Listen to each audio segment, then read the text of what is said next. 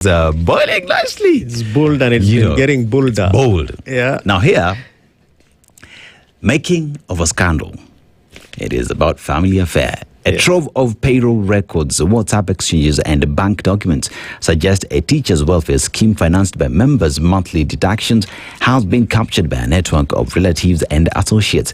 At the center of the allegations is a leadership accused of betraying trust and presiding over possible abuse of funds and office. What are we talking about? Hefty deductions, and 95,000 is the number of teachers who have been contributing 200 shillings each monthly, and 95,000 teachers, if you just do your math, that is 19 million shillings per month. So in 12 months, we're talking about 228 million that has entered into the accounts of these institutions, which is Kewota. You know, it was sad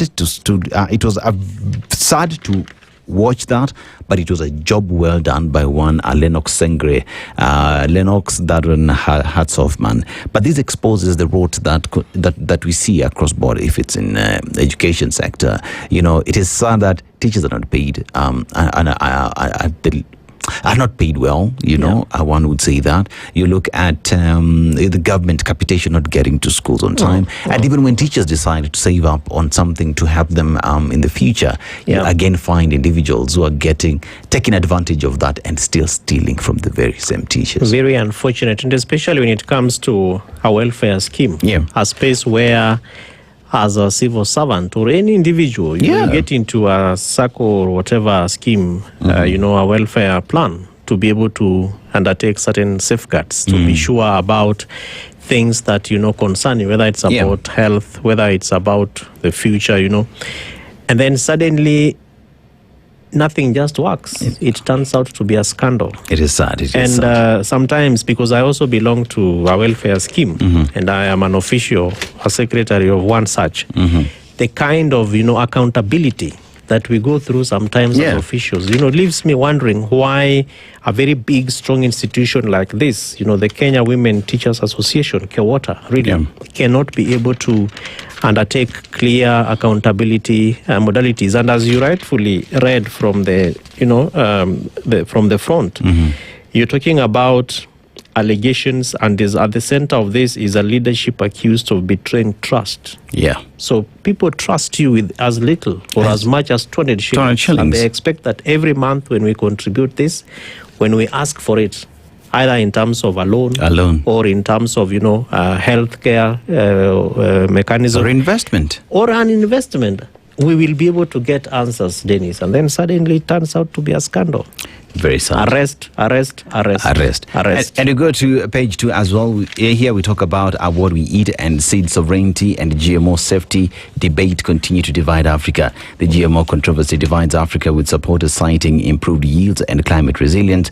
Opponents raise concerns over safety and sovereignty, ecological damage, and growing corporate influence in agriculture. So we have Professor Richard Oduor, who is a senior biotechnology researcher, says genetically modified crops can reduce reliance on pesticides and help farmers cope with climate-related challenges such as drought and pest outbreaks. But if you look at that image as well, I think those would be activist protests against GMO foods, demanding stronger regulation and protection of food sovereignty. What they're saying is, let us decide what we eat and grow. I choose GM-free and no new GMOs. In the country, there's that conversation that is ongoing as well, where scientists are saying it is good. The government of Kenya has given a nod for that. But there are those who are saying no.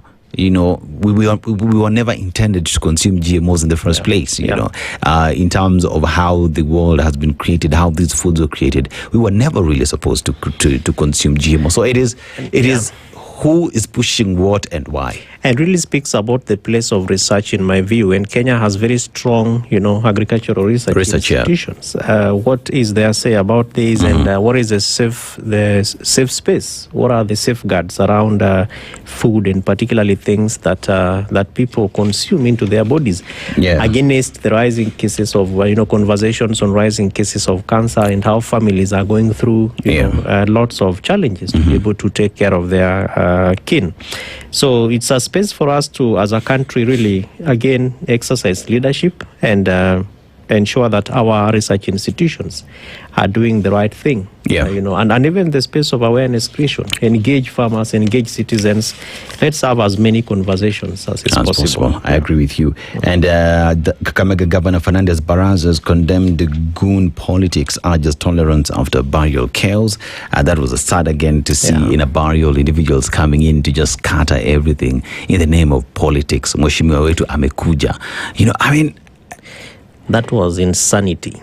It is extremely sad. You have a funeral and then, people that you expect to come and help you mourn your loved one are the same people that are messing it up.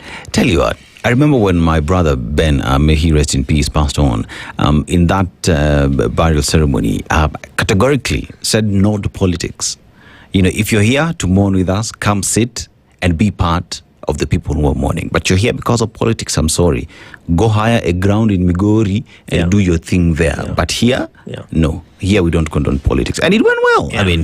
At some point, as a people as well, knowing very well what politics is doing in these gatherings, we need to start saying no to politics, And the church really will help us. Whatever denomination that is presiding over that burial. You really have to be strong to stop the politicians from taking the podium and speaking whatever they have to. As you say, they can organize their own rallies. Go and mourn there. Go and mourn there. They can hold their memorial there. And do whatever they want to do. But what we see happening, especially in burials, honestly, Dennis, it's sad. Unfortunately, it's very sad. And in page 3 of the Standard, inside Joe Nyaga's burial wishes at center of 220 million succession battle. Now, family tension over Joe Nyaga's estate have spilled into court with his 2013 letter of wishes now scrutinized, competing claims of marriage, dependency and business ownership continue to fuel the succession dispute. This is what I say. When the man was alive, every other person connected to him and to these to ownership of his property was happy. Please, if the man has died and had his own wishes, respect that, respect his memory, honor them, and stop all these fighting all over the place. It is sad that we keep seeing these, and at the center of it is resources. It is wealth that this man worked so hard to build. But then again, after he leaves, it becomes a bond of contention. It is just sad, if you ask me. Yes, okay, water. How a teacher's welfare scheme became a family's payroll empire. I think this is a story that we'll come back to a little bit later. And Ruto, I can invite whoever I want to State House. So the president said he will not be pressured to stop his invitations to various individuals. He condemned attempts to isolate certain people, and especially the Akorino. Yesterday, the president hosted the Akorino sect to State House for word of prayer. It created a little bit of political tension, and they were called out.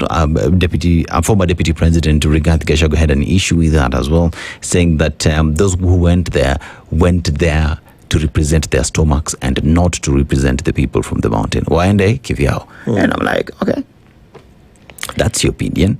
The trend that we are setting, especially for State House, is one that is, of course, the president has a right to invite whoever he wants to State House. But what is the symbolism of the house on the hill? We really have to, in the same manner that we are asking people to respect the presidency and the president, State House also has to be respected. We cannot have everybody, just being invited to State House. It's a protected space. It's a very respected, infrastructure, and the president would also do us good to, show the image of respect that he's expecting from State House. So, yes, of course, he has a right to invite everyone he wants to State House, but I believe that in the same way as we have seen, that place being used or misused in the recent past, I think there's a very clear modalities of what we expect from State House. And so we hope that the president will also help us understand,